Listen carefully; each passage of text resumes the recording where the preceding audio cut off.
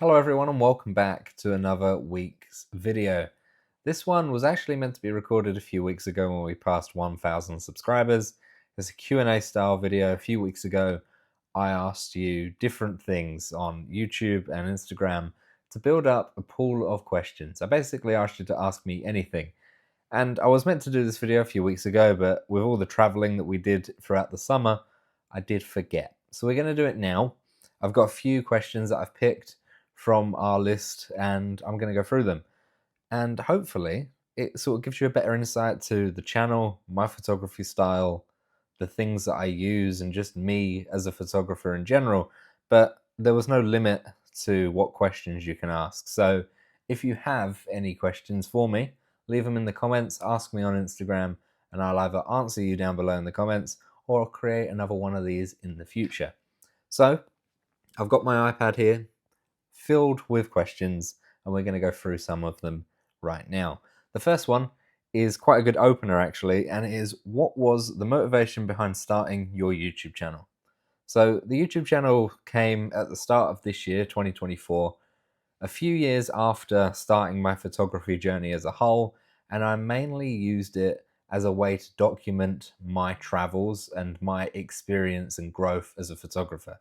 I started it because I wanted to document visually how I progressed as a photographer as a whole, not only with just the photos that I'm capturing, but also the way that I go about it. So that's why I walk around and make almost like these photography vlogs, if you will, because I can see and look back on the process behind the images that I'm capturing. Coincidentally, that also helps a lot of you guys out, and the channel has grown a lot faster and a lot more than I ever expected. So that's great because it helps you guys out, but my main reason for starting it was to purely document my growth. And more importantly, for me anyway, document my travels that I'm doing. All of the videos that we've done on this channel so far where I've traveled to various places around the world, Amsterdam, Italy, Belgium, Paris, for example, these are all videos that we've already done on the channel. I can look back at them when, it's gloomy outside and I want to go back to the summer months and look at the sunshine. I can reminisce with these vlog style videos and look back at how great that trip was, not only with the photos that I took, but the places that we went to as well. So that's the whole reason behind the YouTube channel. And another one that's very similar is, why did I start in the street photography genre? And I've mentioned it before, but I'll talk about it again since this is a Q&A.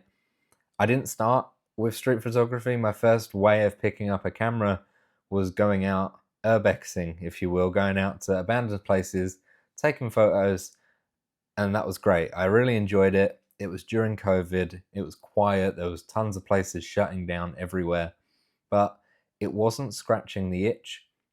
And I noticed at the same time, living in London, the streets, which are usually busy, are absolutely empty during COVID. So I thought to myself, well, that's something that you're never going to see again in your lifetime. So I decided to go out with my camera.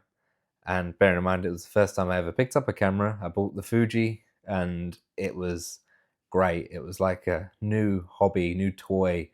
The lights in my eyes lit up, if you will, because I experienced London with a completely different light and created images that were quite nice. And I still look at them and go, yeah, that's not a bad image.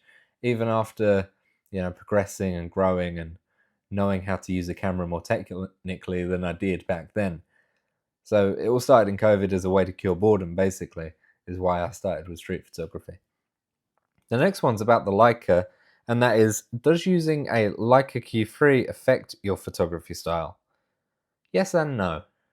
It's very easy to say that gear affects different things, and for the Leica Q3 it kind of does because it's a fixed lens, 28mm, and it's full frame. Going from my previous camera, which I had a zoom kit lens on it and that was it, and it was a crop sensor, yes, it's different. I am finding I'm getting closer to my subjects and I'm finding that I'm becoming more confident, but what I'm actually looking for hasn't changed. What I'm looking for as a whole, because I've got the Leica, hasn't changed. I'm always still looking for light, shadow, shape, and all that sort of stuff. Scene first, subject second. I've always said it. But the way I'm going about getting those photos has changed because I've had to adapt to the camera and the differences between the Fuji and the Leica. What was my favorite street photo and the story behind it? There's a few. Picking one off the top of my head is difficult, but I think it would have to be the staircase in London. It's just my style of photography all over. The highlights, the leading lines of the stairs, silhouette of the subject, and it's quite minimal as a whole, but there are so many different photos that I really, really like. That staircase doesn't really have a story behind it. It was just that it looked good, and I took that photo. I waited for a person to sit on the stairs and took the photo. As for others, like this one, this was taken at Christmas time. I like this one as well for completely different reasons. The story behind it is it's a bus driver, but looking at it at a glance, you wouldn't actually see that. It's quite abstract because of all the reflections on the bus window. I was basically shooting right in front of a bus as he pulled to the side. He posed for the picture, which I quite liked, and all of the reflections around it weren't covering the subject pretty much at all, which was great because it basically surrounds the subject, creating a bit of abstractness to the image. But our subject is clear, wearing a Santa hat, white beard. It captured the essence of Piccadilly Circus at Christmas time, really. And I really like that image. So there's absolutely tons. I like all my images that I post. I'm proud of all of them, really. I'm sure. I take thousands of photos when I'm going to places, and hardly any of them get touched. But the ones that do get touched for a reason, and it's because I like them. But yeah, ask me in a few months' time, my favorites might change again. Who knows? And how do I decide which photos to share on my channel? I'm going to split this into two, YouTube and Instagram. YouTube, I try and keep it as realistic as possible. If I'm going to different places, I want to show my day. I won't just show the good photos, because when you see those sorts of videos, it's not guaranteed that you're going to get a good photo. For example, the street photography POVs that are absolutely littered on YouTube, I try not to do those because you put so much pressure on yourself to capture an image at that time and get it right.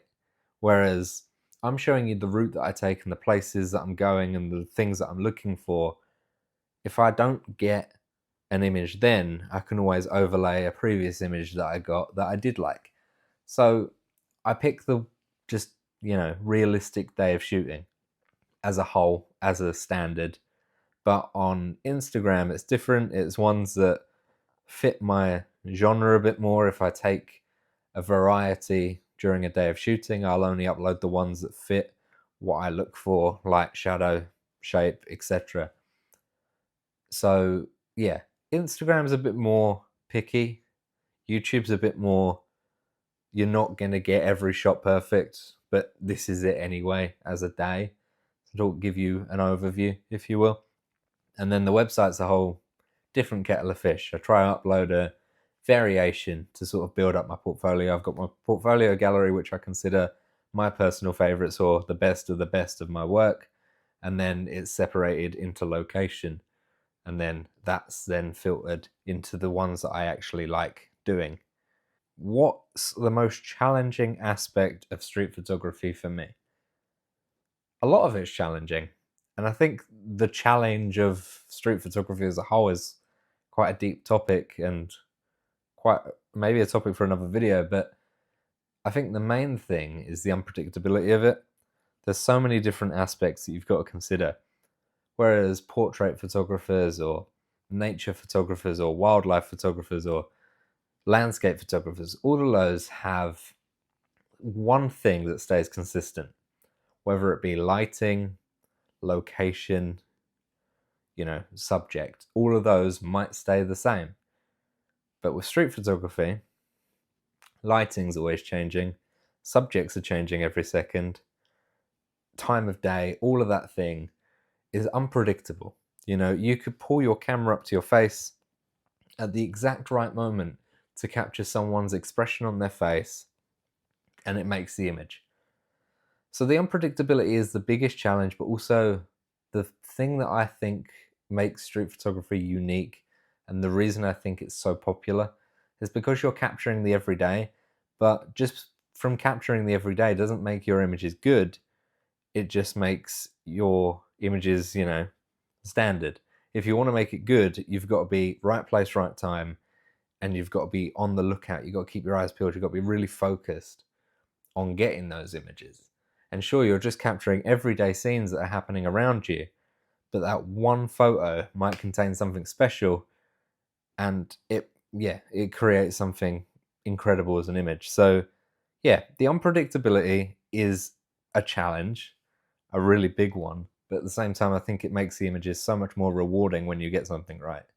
Do I shoot all my photos on an iPhone? Yes. Yes, I do.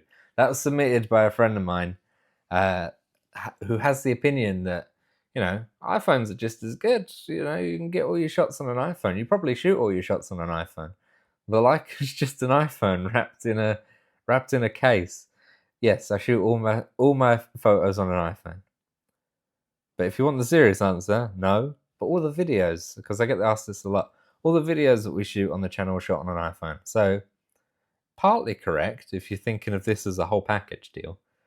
But yeah, that was a fun one. Thought I'd answer it. What's your take on the future of street photography related to AI? This is an interesting one, and I've had a lot of different takes on it. Mine's very simple. I don't think AI can replicate street photography because, like I said earlier, it's all about capturing the everyday moments and the moments that are happening around you. But it's those very quick, finite details that make an image good. And I don't think AI can replicate that, even in the future. But what I think AI can replicate is other forms of photography. Product photography, I think, is going to be a big one, and landscapes and stuff that has set standards that look the same throughout. Say if you type, a valley range or a range of hilltops into Google, you're going to get a lot of the similar images. But if you type street photography onto YouTube or cityscape street photography, everything's going to be different. So there's some things that are going to be affected by AI, but I don't think street photography is ever going to be one of them. And then, how do I find and choose your locations for street photography? In terms of London and the surrounding areas, I know those areas well. So I know my route and I know what I'm looking for. But when I go to different places and abroad, I don't. So it's just planning a route around places you want to see in that area anyway. Say Paris, for example. I always wanted to go see the Louvre, the Eiffel Tower, Montmartre, and the Palace of Versailles. We did those over different days, but planning a route around those, go to a museum, go to a train station, do touristic things in these places, but you're walking down side streets, you're taking detours off of those lanes and that path. Or you might choose to walk when there is a train as an option, just to capture those images in between. So there's planning involved. Sure, you can look on Google Maps, you can go to Street View, and I do that. But for the most part, it's don't focus so much on having a street photography walk in those places, but have a route that you want to see sights. You want to sightsee around those locations and just detour down side streets or walk when you could take a bus or a taxi or something like that. And that is what I usually do. But in London, I know my route and it's pretty standard. I do it a lot. I do it enough. So, yeah. What's your favorite piece of non-photography gear that I always carry with me? Probably my phone, because I can check everything on that. I've got routes that I can plan. It's a very easy answer, isn't it? It's probably a cop out if I think about it, but I think it has to be my phone because you got the maps for route planning, you've got the weather app, you've got all of those other things that can really determine your street photography day out. But if I don't talk about phone or any technology, if I go away from the technology route completely, shoes. A good pair of shoes. Because if you're walking on something without any cushioning or anything like that, and you're doing 20, 30,000 steps a day, your feet start to flag, you're not going to enjoy it. And when you're focusing on your feet hurting, you aren't looking around you for those shots or those scenes that you want to capture. I spend a lot of money on shoes, but I feel like it's money worth spent because you've got the cushioning. I go for On or Allbirds. They're comfortable. Good recommendation. But yeah, good pair of shoes or my phone if we talk about technology. Any Leica accessories I can't live without. I haven't had the Leica long enough to really have a definitive list, and I haven't tried many accessories.